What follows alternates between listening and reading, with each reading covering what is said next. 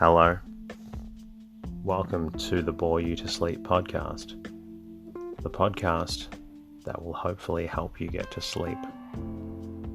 I am going to read an open source book, one that is not particularly interesting, but one that is hopefully boring enough to get you to sleep. Woodcraft and Camping by George Washington Sears, or Nessmuk. George penned his novels under the pen name Nessmuk and was a sports writer for Forest and Stream magazine in the 1880s. He was also an early conservationist. This book is for anyone that wants to go camping and might need a few tips to help them along their way.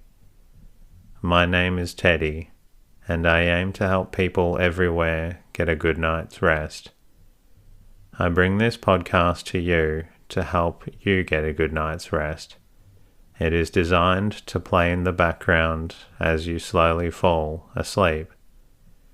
A very special thanks to messages from the following listeners during the week: Photographate, Canada iTunes, Puge B, USA iTunes, Chess Ray, Australia iTunes, and Sarah from Harrison Hot Springs, BC, which was sent through the show website.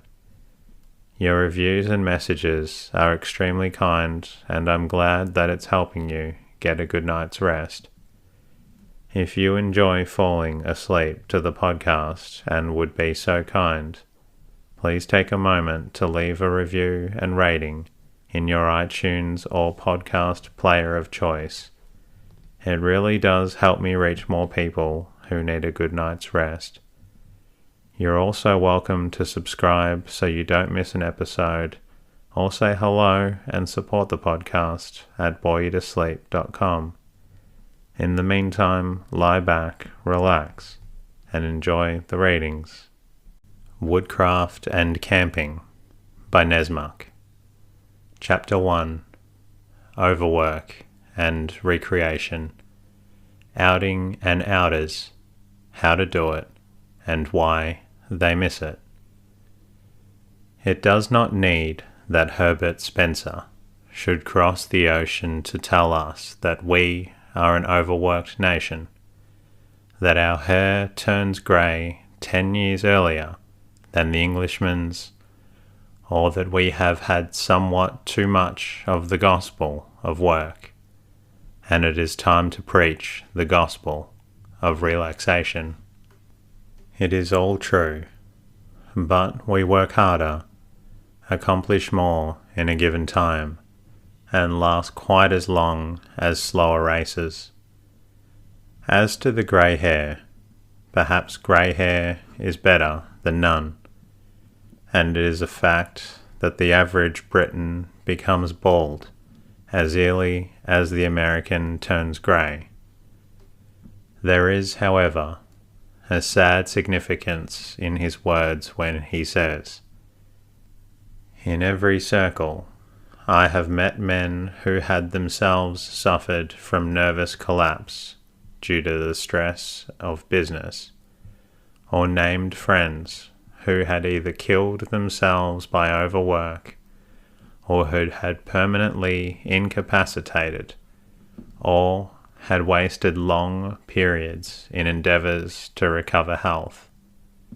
Too true, and it is the constant strain, without let-up or relaxation, that in 9 cases out of 10 snaps the cord and ends in what the doctors call nervous prostration, something akin to paralysis, from which the sufferer seldom wholly recovers."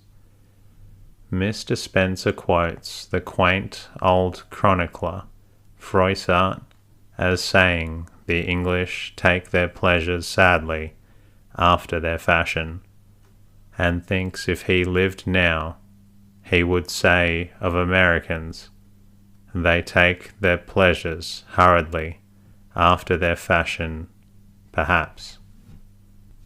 It is an age of hurry and worry. Anything slower than steam is apt to get left. Fortunes are quickly made and freely spent. Nearly all busy, hard-worked Americans have an intuitive sense of the need that exists for at least one period of rest and relaxation during each year, and all, or nearly all, are willing to pay liberally, too liberally in fact, for anything that conduces to rest, recreation, and sport. I am sorry to say that we mostly get swindled. As an average, the summer outer who goes to the forest, lake, or stream for health and sport gets about 10 cents worth for $1 of outlay. A majority will admit to themselves at least that after a month's vacation they return to work with an inward consciousness of being somewhat disappointed and beaten. We are free with our money when we have it. We are known throughout the civilized world for our lavishness in paying for our pleasures, but it humiliates us to know we have been beaten, and this is what the most of us know at the end of a summer vacation. To man of millions, it makes little difference. He is able to pay liberally for boats, buckboards, and body service if he chooses to spend a summer in the North Woods. He has no need to study the questions of lightness and economy in a forest and stream outing. Let his guides take care of him, and unto them, the landlords, he will give freely of his substance. I do not write for him, and can do him little good, but there are hundreds of thousands of practical and useful men, many of them far from being rich, mechanics, artists, writers, merchants, clerks, businessmen, workers, so to speak, who sorely need and well deserve a season of rest and relaxation at least once a year. To these and for these I write. Perhaps more than 50 years of devotion to woodcraft may enable me to give a few useful hints and suggestions to those whose dreams, during the close season of work, are of camp life by flood, field, and forest. I have found that nearly all who have a real love of nature and out-of-door camp life spend a good deal of time, talk, in planning future trips, or discussing the trips and pleasures gone by, but still dear to memory. When the mountain streams are frozen and the northland winds are out, when the winter winds are drifting the bitter sleet and snow, when winter rains are making out-of-door life unendurable, when season, weather, and law combine to make it close time for beast, bird, and man, it is well that a few congenial spirits should, at some favourite trysting place, gather around the glowing stove and exchange yarns, experiences, and opinions. Perhaps no two will exactly agree on the best ground for an outing, on the flies, rods, reels, guns, etc., or half a dozen other points that may be discussed.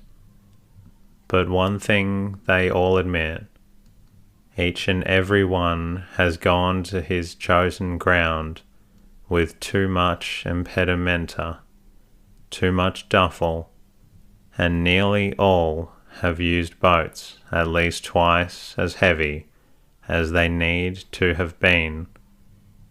The temptation to buy this or that bit of indispensable camp kit has been too strong, and we have gone to the blessed woods, handicapped with a load fit for a pack mule. This is not how to do it. Go light, the lighter the better, so that you have the simplest material for health, comfort, and enjoyment. Of course, if you intend to have a permanent camp, you can reach it by boat or wagon. Lightness is not so important, though even in that case, it is well to guard against taking a lot of stuff that is likely to prove of more weight than worth, only to leave it behind when you come out. As to clothing for the woods, a good deal of nonsense has been written about strong, coarse woolen clothes. You do not want coarse woolen clothes. Fine woolen cashmere of medium thickness for coat, vest and pantaloons with no cotton lining. Colour slate grey or dead leaf, either is good. 2 soft, thick woolen shirts, 2 pairs of fine but substantial woolen drawers, 2 pairs of strong woolen socks or stockings. These are what you need, and all you need in the way of clothing for the woods, excepting hat and boots or gaiters. Boots are best, providing you do not let yourself be inveigled into wearing a pair of long-legged, heavy boots with thick soles, as has been often advised by riders who knew no better. Heavy, long-legged boots are a weary, tiresome encumbrance on a hard tramp through rough woods. Even moccasins are better. Gaiters, all sorts of high shoes in fact, are too bothersome about fastening and unfastening. Light boots are best, not thin, unserviceable affairs, but light as to actual weight. The following hints will give an idea for the best foot gear for the woods. Let them be single-soled, single backs and single fronts, except light, short foot linings, back of solid country kip, fronts of substantial French calf, heel 1 inch high with steel nails, counted outside, straps narrow of fine French calf put on a straddle and set down to the top of the back. The outsole stout Spanish oak and pegged rather than sewed, although either is good. They will weigh considerably less than half as much as the clumsy, costly boots usually recommended for the woods, and the added comfort must be tested to be understood. The hat should be fine, soft felt with moderately low crown and wide brim colour to match the clothing. The proper covering for head and feet is no slight affair, and will be found worth some attention. Be careful that the boots are not too tight, or the hat too loose. The above rig will give the tourist 1 shirt, 1 pair of drawers, and a pair of socks to carry as extra clothing. A soft, warm blanket bag, open at the ends, and just long enough to cover the sleeper, with an oblong square of waterproofed cotton cloth 6 times 8 feet, will give warmth and shelter by night, and will weigh together 5 or 6 pounds. This, with the extra clothing, will make about 8 pounds of dry goods to pack over carries, which is enough. Probably also it will be found little enough for comfort. During a canoe cruise along the northern wilderness in the late summer, I met many parties at different points in the woods, and the amount of unnecessary duffel with which they encumbered themselves was simply appalling. Why a shrewd businessman who goes through with a guide and makes a forest hotel his camping ground nearly every night should handicap himself with a 5-peck pack basket full of grey woolen and gum blankets, extra clothing, pots, pans, and kettles, with a 9-pound 10-bore and 2 rods, yes, and an extra pair of heavy boots, hanging astride of the gun. Well, it is one of the things I shall never understand. My own load, including canoe, extra clothing, blanket bag, 2 days' rations, pocket axe, rod, and knapsack, never exceeded 26 pounds, and I went prepared to camp out any and every night. People who contemplate an outing in the woods are pretty apt to commence preparations a long way ahead, and to pick up many trifling articles that suggest themselves as useful and handy in camp. All well enough in their way, but making at least a too heavy load. It is better to commence by studying to ascertain just how light one can go through without especial discomfort. A good plan is to think over the trip during leisure hours and make out a list of indispensable articles, securing them beforehand and making them stowed in handy fashion, so that nothing needful may be missing just when and where it cannot be procured. The list will be longer than one would think, but need not be cumbersome or heavy, as I am usually credited with making a cruise or a long woods tramp with exceptionally light duffel. I will give a list of the articles I take along, going on foot over carries or through the woods. The clothing, blanket bag, and shelter cloth are all that need be described in that line.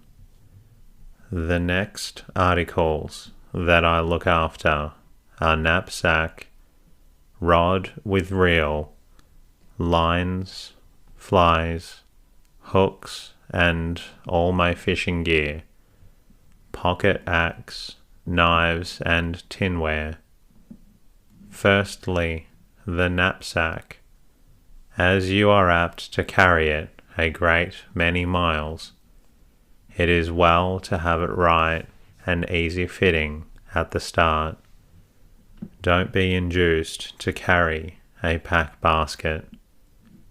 I am aware that it is in high favour all through the northern wilderness, and is also much used in other localities where guides and sportsmen most do congregate. But I do not like it.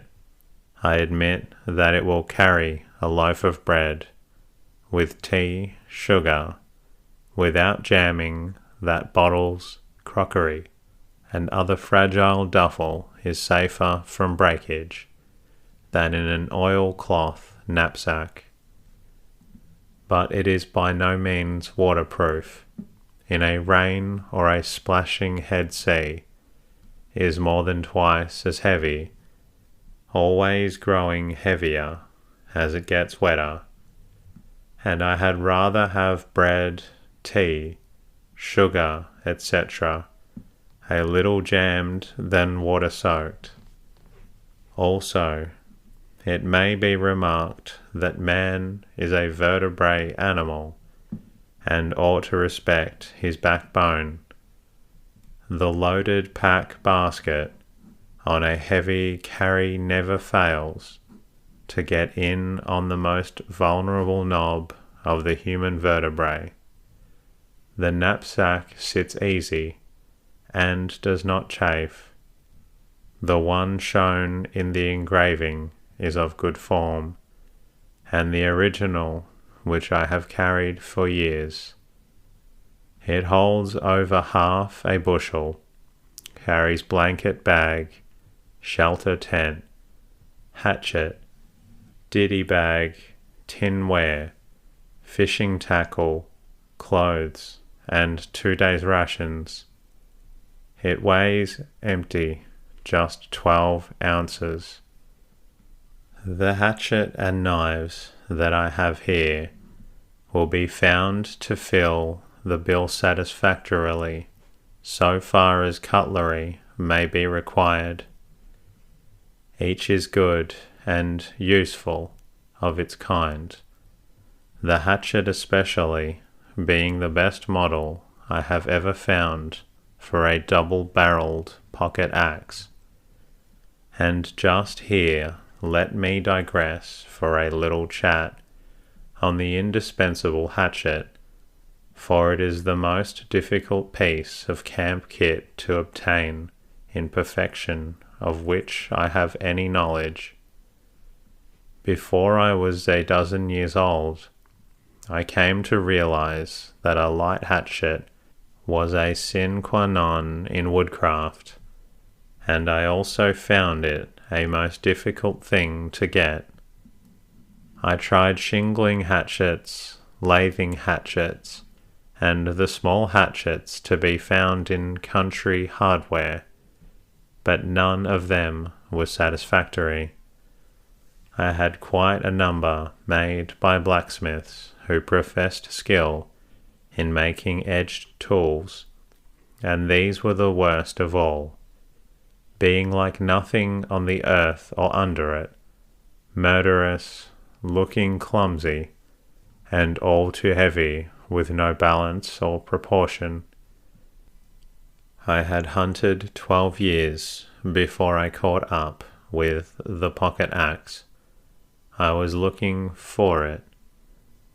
It was made in Rochester by a surgical instrument maker named Bushnell. It cost time and money to get it. I worked one rainy Saturday fashioning the pattern in wood, spoiled a day going to Rochester, waited a day for the blade, paid $3 for it, and lost a day coming home. Boat fare was $1 and expenses $2, besides 3 days lost time, with another rainy Sunday for making leather sheath and hickory handle. My witty friends, always willing to help me out in figuring the cost of my hunting and fishing gear, made the following business-like estimate, which they placed where I would be certain to see it first thing in the morning. Premising that of the 5 who had assisted in that little joke, all stronger, bigger fellows than myself. 4 have gone where they never see the sun. I will copy the statement as it stands today on paper yellow with age, for I have kept it over 40 years. Then they raised a hoarse laugh, and the cost of that hatchet became a standing joke and a slur on my business ability. What aggravated me most was that the rascals were not so far out in their calculation. And was I so far wrong? That hatchet was my favourite for nearly 30 years. It has been upset twice by skilled workmen, and if my friend Barrow has not lost it, is still in my service. Would I have gone without it any year for $1 or $2? But I prefer the double blade. I want one thick, stunt edge for knots, deer's bones, etc., and a fine, keen edge for cutting clear timber. A word as to knife or knives, they're of prime necessity, and should be of the best, both as to shape and temper. The bowies and hunting knives, usually kept on sale, are thick, clumsy affairs, with a sort of ridge along the middle of the blade, murderous looking, but of little use, rather fitted to adorn a dime novel or the belt of Billy the Kid than the outfit of the hunter. The one shown in the cut is thin in the blade, and handy for skinning, cutting meat, or eating with. The strong double-bladed pocket knife is the best model I have yet found, and in connection with the sheath knife is all sufficient for camp use. It is not necessary to take table cutlery into the woods. A good fork may be improvised from a beech or birch stick, and the half of a fresh water mussel shell with a split stick by way of handle makes an excellent spoon. My entire outfit for cooking and eating dishes comprises 5 pieces of tinware. This is when stopping in a permanent camp. When cruising and tramping, I take just 2 pieces in the knapsack. I get a skillful tinsmith to make one dish as follows: 6 inches on bottom, 6 3/4 inches on top, side 2 inches high. The bottom is of the heaviest tin procurable, the sides of lighter tin, and seemed to be watertight without solder. The top simply turned without wire. The second dish to be made the same, but small enough to nest in the first, and also to fit into it when it is inverted as a cover. 2 other dishes made from common pressed tinware, with the tops cut off and turned, also without wire. They are fitted so they are all nest, taking no more room than the largest dish alone, and each of the 3 smaller dishes makes a perfect cover for the next larger. The other piece is a tin camp kettle, also of the heaviest tin, and seamed watertight. It holds 2 quarts, and the other dishes nest in it perfectly, so that when packed, the whole takes just as much room as the kettle alone.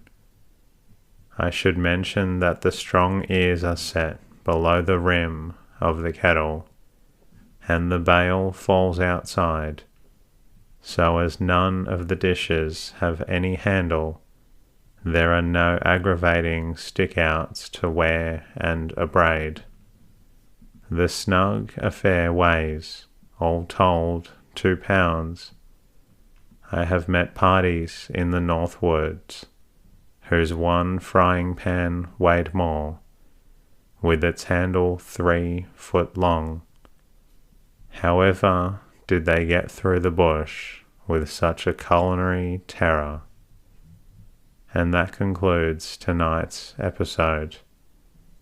If you're still not feeling drowsy, please feel free to listen to another episode. I look forward to bringing you more episodes very soon. In the meantime, good night.